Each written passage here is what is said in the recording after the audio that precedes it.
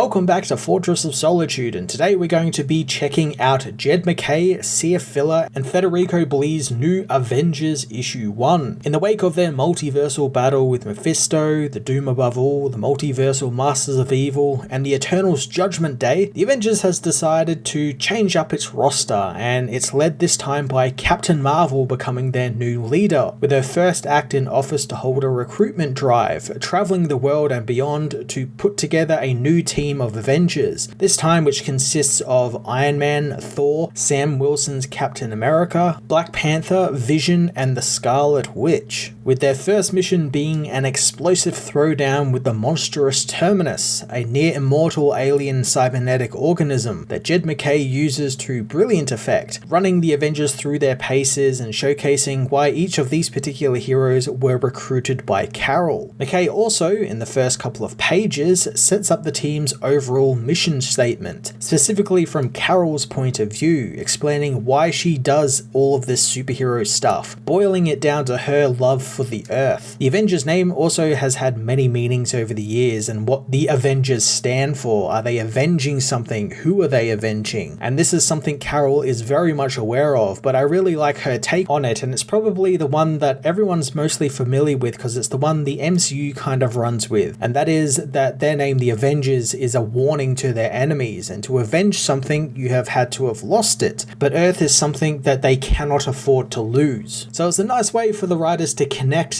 that up with how Carol feels about the Earth and why she is doing all of this. So we got a nice brisk pace of the script, and the recruiting of all these characters happens pretty quickly, and we got some big explosive action sequences by the talented C.F. Filler and Federico Bli, who both really sell the scale of the battle with Terminus, with beautifully rendered double-page spreads and fantastic sequences featuring all of the heroes and their abilities, wonderfully represented by Bli's vibrant colours. They're keeping the fast pace that was most of the end of Jason Aaron's run on the book, and they're also capturing that scale as well and just kind of upping the ante on who the Avengers are fighting and how they are fighting them. Awesome action and fast pace aside, the book does a really great job catching us up on some heroes we haven't really seen for the last couple of months, and some cases for the last couple of years, like Black Panther, who makes his return after being kicked off the previous team and being removed as King of Wakanda, and the Black Panther thanks to him spying on his team and putting sleeper agents in governments all around the world, something which is kind of a big no-no. Vision also returns after years of not being an Avenger, and he's kind of going through some shit at the moment in the wake of Judgment Day, since as we learn, he never actually got a judgment from the Frankenstein Celestial, which has made him question if, even after all he's done as a being, is he really a person capable of thought and free will? Since if a god doesn't view him as that, what does he view himself as? It's a pretty heavy burden for Vision to have to deal with right off the bat, and while it's kind of glossed over here so it doesn't bog down the pacing, I'm thoroughly interested to see if MacKay brings this back in a later issue, since it's something I'd very much like to see Vision tackle, since it seems to be a new take on something Vision has always struggled with, which is identity, and is he a real person? Does he count as being human if he acts human but isn't really human? It's all very interesting stuff. A through line for all these characters is at one point or another, they have all been on the wrong side of either their friends or family or the law, Carol included, and I love how open she is about that, and that being part of the reason she is recruiting all of these heroes. They have all had the idea of going against the grain and making mistakes, so I'm looking forward to that team dynamic and what that will create between them. The dynamic is played with a little bit here in this first mission, and because all of these heroes have worked together over the years, it's pretty solid. Everyone has a role to play in their takedown of Terminus, and it leads to the book's big hook at the end, just Carol seemingly being captured by a very injured Kang the Conqueror, who comes to the hero with an ominous warning about something which will no doubt play into the next big Marvel event or Marvel Avengers event, which could be the upcoming Ultimates related series or something not yet announced, since there hasn't actually been an Avengers related event announced for this year at least. We've got the Summer of Symbiotes happening at the moment, and we've got the big Ultimates book coming very soon, but apart from that, I don't believe there is anything yet announced, so I imagine that's coming very soon. Jed MacKay's premiere issue of the Avengers starts things with a bang, hitting the ground running with a brisk setup to the new team and keeping that high stakes, big scale feel of the Jason Aaron years running, all while reinvigorating the team and what they stand for. I thoroughly recommend you give this issue a go, especially since there's no prior reading necessary. You can just kind of jump in. This can be your new Avengers team. I'm going to give this issue a solid 9 out of 10.